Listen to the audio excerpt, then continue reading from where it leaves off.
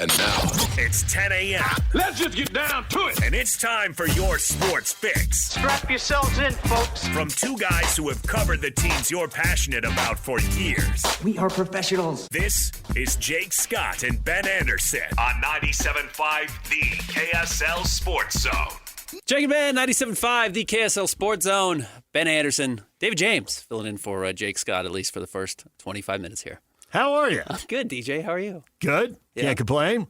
Why would you? I've never heard you. Well, I've heard you complain. You've heard me complain. But you're generally... Well, there is a certain amount as you get older, you realize, do I want to spend the time complaining? It's not going to change anything. It doesn't make me feel better. Why am I doing this? I wouldn't say you have a sunny disposition, but I would say you look on the bright side. After I complain. Sure. Eventually. Yeah. But you're of the age. Yeah. So, anyways, big show today coming up at 11 o'clock. We'll talk to Shahan Jayaraj, who's going to join us talking about the House Settlement, which is a huge deal and is probably going to change college sports. I don't know. Aren't they still going to have a ton of NIL money? When they have this whole clearinghouse that's supposed to approve NIL deals, to me, that just screams, no. They're just... Isn't it just going to be all the NIL on top of this $20 million? All right. Well, I want to talk basketball, but let's talk this for a minute because I do think this is interesting. Because my thought here initially was, well, if you have $20 million to spend and you get to choose how to spend it, and most universities are saying it's going to be 90% men's basketball, men's football. Well, I should switch that around. Men's football and then men's basketball. Won't some schools just say, hey, we want to have an identity and we're okay if our identity is women's basketball? And we're going to put an unequal share of our money there? No. You don't think there are going to be teams that just say, hey, we're going to invest in this because we I love that theory, but I just ran through powers. South Carolina, no, they got to compete in SEC football. You're right. Baylor, no, they're absolutely going to compete. It's Texas. You got to be good in football. Notre Dame, no, you got to be good in football. Sure. So I came to UConn. Right. But they're trying to get football up, and because of conference realignment, they have to. And they have more reason to ignore football and promote women's basketball than any other school I can think of immediately, and they won't do it. Tennessee's and they shouldn't. Not going to do it. So that's my thought. What if other schools do it? What if some of these other schools somebody say, isn't good. We have no you could give us $20 million, which is what you're going to have the ability to spend, to compete. Yeah. And if they say it doesn't matter, we're not going to be able to compete in football or men's basketball. That would be interesting if somebody said we're going to be good at women's basketball and baseball. Olympic sports or non-revenue sports. But those are higher profile, quote-unquote, Olympic sports. They are. Or softball. Look at what softball's doing right now. Volleyball. Yeah. As luck would have it, I have a niece who's a graduate assistant volleyball coach. And we just had a family graduation thing, and she was there. And one of my kids, who's a sports fan, turned to her and said, what's NIL like in volleyball? Oh, top players make $1 million. What? Hey, hold it down, man. We're eating. There's people eating at the next table. Right. It's lunch. Dial it back. Yeah, Logan Tom would have gotten $1 million. Logan Tom should have gotten the big payday. Yeah. Went to Stanford, though, so that's pretty cool. She passed on $1 million Nike deal to go to Stanford. Stanford and the... Yeah, then she would get both. Well, I just can't believe they're going to cut back on the NIL, so I don't know there's going to be that big a change. I don't know how they're going to tell somebody you're not worth that and not face a lawsuit and lose. Explain. The clearinghouse is supposed to approve all these deals so they're not pay for play. Right. So, hey, I'm going to give someone $1 million to shoot this local commercial for whatever. Yeah, whatever. A local car dealer. Yeah. It's not worth $1 million. You can't pay him that. I'm suing you. You can't limit me to X, whatever they limit him to. I understand what you're saying. Yes, and then it gets to prove struck it's down not pay for play. Because it's capitalism. And it's the law of the land. Well, the NCAA used to. And how did that end? With a lawsuit. That's why we have the House Settlement. Yeah. And back pay. I'm with you. But not back pay for Hans Olsen. And Hans is upset about that. He missed his Twitter Did he ever get the video game money? Because that was probably before Christian's time. Because you remember initially there was a lawsuit against EA Sports to get a back pay for some of these players because I was working with Kyle Gunther at the time. And I promise you, we talked about it at every commercial break. How much money he would calculate for being in, NCAA 2006, NCAA 2007. Yeah, I don't know that it's going to change that much. It'll probably change something, the law of unintended consequences, but right now I'm having a hard time seeing what it's going to change. I'm worried it will change certain things for the worse. Well, will sports get dropped? Yes, probably. Right, because we're going to maximize even more. The schools that don't have the money and are trying to play big-time football are thinking, if I drop these two sports, I can roll this money over into this sport. Here's what gets interesting. I mean, Mark Harlan hasn't been on the show, and we can ask him, and I don't know how much you want to get into it because it's probably in his favorite topic. If I were him, it wouldn't be my favorite topic, but they dropped beach volleyball. I assume that there's a few $100,000 in there with travel and salaries, right? And that's going to get rolled elsewhere in the department. That's not a sport that had been prioritized by the Big 12. It was prioritized by the Pac-12. Because some of these schools are state-run schools, though, institutions, I am curious if there will be states, if not all across the country, but specific states that jump in and say, we are going to challenge the disbursement of this money if it's not dispersed more equally among the sports that are available at your school. That lawsuit seems inevitable, given all the people who would have the ability to fire a lawsuit. Yes. There's some, in the name of Title IX, which I think is totally fine. Well, that's a whole different topic. How?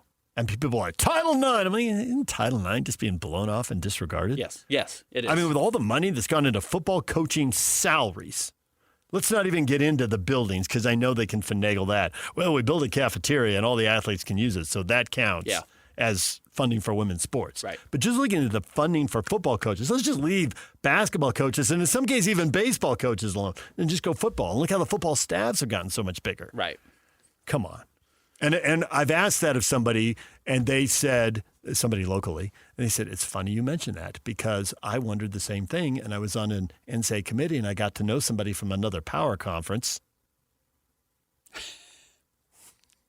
Okay, there's two lucrative ones. Yeah, right. It was one of those two, right? Yeah. And they said, oh, it's easy. You ought to see the softball stadium we built. And the coaches, what they get paid, and what the assistant coaches get paid, and they recruit on private jets and recruit in another state and are back home for dinner and to read a good night story to their kid. There's so much money, nobody will sue and rock the boat because they've got the best gravy train they could have ever imagined. Sure. It's not by the letter of the law equal, but nonetheless, somebody's making $250,000 and flying on private jets and playing inside essentially a minor league stadium. Yeah, they're not saying anything.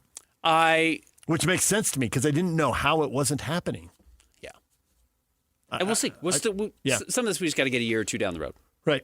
And figure out what the fallout's going to be. And let the law of unintended consequences happen. I also worry just about one of my favorite things that I learned really quickly, one of the first major events I ever covered was the NCAA tournament.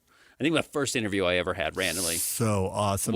I love it. I literally was down in the tunnel at the NCAA tournament, and I walked up to Kelly Olynyk, and I just put a phone in his hand, and I said, here's Kevin Graham. Talk to Kevin Graham on the radio. And the clinic did? He's great. But this is when all these kids didn't have any money. And, maybe Kelly had gotten a little money. I don't know. But nobody had money. Where did he go to school? Gonzaga. I'm not going to tell you any stories I've heard. Okay. But suddenly they were really good. They were really out kicking their coverage for a while. And by a while, I mean 25 years. So I've loved getting to know amateur athletes and the unspoiled nature they have before they get paid. Because you change when you become a professional athlete. And when you have millions of dollars, it just changes the dynamic between the relationships of reporters, media, and athletes. And it doesn't mean the pros are bad guys by any means. There's a lot of really great guys. And even some of the wealthiest players I've ever covered, Joe Johnson, et cetera, have been some of my favorite, Richard Jefferson, that I've ever talked to and remain very human. Those two, yeah. Remain very human and probably made... I have Joe Johnson and Richard Jefferson stories. I know exactly what you're talking about. Joe Johnson was worth $250 million by the time he was in Utah, and Richard Jefferson made well over 150. I asked him a question once, and he side-eyed me like, if I give you a real answer, are you going to make fun of me? And I tried to put on the most earnest Boy Scout face I had available because I really want to know the answer, and I wasn't there to make fun of him. And then when there was a follow-up question and another one, he got into the discussion, and it ended up being a news director who hated me and hated sports actually texted me, that was awesome. Yeah. Well, yeah, it was awesome because Joe Johnson decided to tell me the truth. That's what the whole awesomeness was. If Joe had decided to hit me with cliches, it either would have been terrible or I would have skipped it and done something else. But it's not lost on me. It was about why he did yoga. that we were talking to those guys, and yoga fits right into it. We were talking to those guys when they were 35 years old. Right? Joe had come back around. Joe was no longer the young, cool guy. He had come back around. He's still one of the coolest people I've ever seen in my life. But he was the wise veteran, and he was, for the younger guys, I think he was everybody's favorite uncle. And Richard Jefferson knew he was in just a weird situation with the Jazz and had gotten traded here from Golden State. I got a call. And this is in the era when they've stopped doing all the Sunday night interviews that you grew up with, right? It was just done.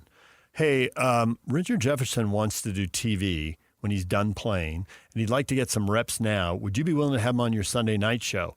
You know, not to interview him, but to some kind of analyst role. And it was like, and I get this call in like January or February. I'm like, yeah, he went to the University of Arizona. If he wants to come on and the night of the NCAA tournament, because I checked the schedule, if he wants to pick games and tell me who's going to the Final Four and why and who's not and why, I'd love that. Oh, well, I think that'd be right up his alley, and he'd have a little bit of time to prepare. I'm like, okay, and he did it, and he was really good. Yeah. And when I see him on the NBA Finals now, I think, I wonder if I walked up to him if he'd remember me. No, he might. No, he might, because it'd be one of the first times he was on TV. Yeah. He wouldn't remember me from doing some post-game interview. He's pretty wise. He's a very wise person. I think he's very social people. Also. Yeah. I think he's very social. So he might. Anyway. But along those lines, I hope we don't lose some of the enjoyability of the young 18, 19, and 20-year-olds that we get at BYU Media Day, that we get at Big 12 Media Day, now that they're cashing in. And I hope we don't get a little bit of the Shedeur Sanders treatment, which we all got last year. At least I did. Maybe 2 years ago I wasn't at Big 12 Media Day. Last year, I was going to say it's probably just going to be case by case. Yeah. And I hope it's still as common to that we get degree, it was always case by case. It was, but I still hope we get to enjoy the young players, and that's just a selfish aspect of this for me. Yeah. I don't have any problem with them making money. They're generating money; they can get some of the money. Yeah, I'm fine with that too. And PK was talking earlier. Well, your thing is you enjoyed getting the players' stories, and you know fans who enjoyed the stories, and now you and the fans don't get that, so you don't like it. But that's just old school. It's not how it is anymore. Yeah, that's fair. Yeah, that's pretty much what it is. It is. I did enjoy those stories. There's an era of those Utah basketball players. I mean, Andre Miller and Keith Van Horn and Mike Doliak playing 4 years. Yeah, you got to know their story, and the fans did, and they enjoyed it. And now it's just different. So I hope that doesn't go away totally, and we'll see. It's kind of going away. And with the transfer, and the more money they have, the more they're going to be pampered. The guys who transfer in for their last year, I mean, they'll talk to you, but it's definitely a different vibe than. Somebody who's been here 3 years. But what's funny about that is the quality of players not changing. No. Because the money is the same players, and they're all moving around, and they're getting paid. Yeah, finally. Right. They're just getting paid. Yeah, but it's not like the talent pool is better just because the money's involved. It's the same talent pool. No, it was only a little better briefly because they gave everybody a bonus year, and you got older guys, and I think you really saw that. And we're getting past the COVID year now, so. Yeah, that bottleneck is cleared. So we're not at that point where there's that kind of overflowing, extra body around, extra year. You're right. So. We'll see. I'm curious about that aspect of it, and I hope it remains. I hope the fact that they're just still in college, and my fear actually isn't that the kids are going to change. It's how the handlers of the kids change, because now they say, well, this kid has $1 million or $2 million. We know what we're paying him, so we're going to protect him in a different way. But the school's handlers are already doing that. They are. I mean, they're screaming last question at you after 2.5 minutes. Right. Never mind. I'm not driving up here for this. So I wonder if that gets worse, and I hope it doesn't. And I don't know. I mean, if they want to cut 2.5 minutes down to 1.5 minutes, I guess it would be worse. But so many people are already out. Forget it. And then we'll see the different cars driving I've seen people. Practice. I saw Cam Rising giving an interview, fully engaged, and someone who wasn't paying attention was paid to scream "Last question." Last question. Cam turned and looked at him like, "I'm talking. What are you doing? Yeah. Did you just check out?" Right. Because that'd be the best possible explanation of what just happened. Yeah. So whatever. Anyways, it's now we're gonna talk hoops. Sure. Do you want to? Yeah, we got like 3 minutes and go. I mean, the Pacers are in a good spot. They are. They're 1-1. They're still fine. Okay. They're also not the better team. They're not the better team, and that's a bad spot. But they found a way to win one. And when you're not the better team, the longer you make the series go, the better, because the thing that can work for you is pressure on the other team. Will it crack them? Sometimes it seems like it does, and sometimes it doesn't. And having once watched back in the day a Magic Johnson Laker team that I thought was better than the Celtics crack, they gave away 2 games. They should have won 5 out of 7. Mm-hmm. The Celtics, I think they're better, but they won the series even though they weren't the better team. And there's a million other examples. You can go back a year, you can go back 5. I mean, the Cavs and when they took down the Warriors. Mm-hmm. Warriors are a better team, yeah. Yeah, the Warriors are a better team. Get one more. Now, that was weird because the Cavs were down 3-1. Right. I think it's usually better to get up 1-0, 2-1, and then see if the pressure goes to work on them. And that's where the advantage now does still lie a little bit with the Pacers, is that ideally you win the next two at home and you're up 3-1, and then all the pressure's on, and almost always teams win. If you told me one 3-1. team was going to win the next two games, I would pick the Thunder. I would pick the Thunder, Of course, I would too. absolutely pick the Thunder. I'd pick the Thunder. But the pressure's off now that you have to win both home games. Because if you were down 2-0 and you were the Pacers and you You'd have lose to a win single, it's over. The series is over. You're going back to OKC. You don't want any part of 3-1 going back to OKC for Game 5. It's over. They're you the better win team. one now, you're guaranteed to come back to Indiana in a Game 6. And Game 6 is really hard to win on the road. It's essentially a Game 7 because it's always a closeout.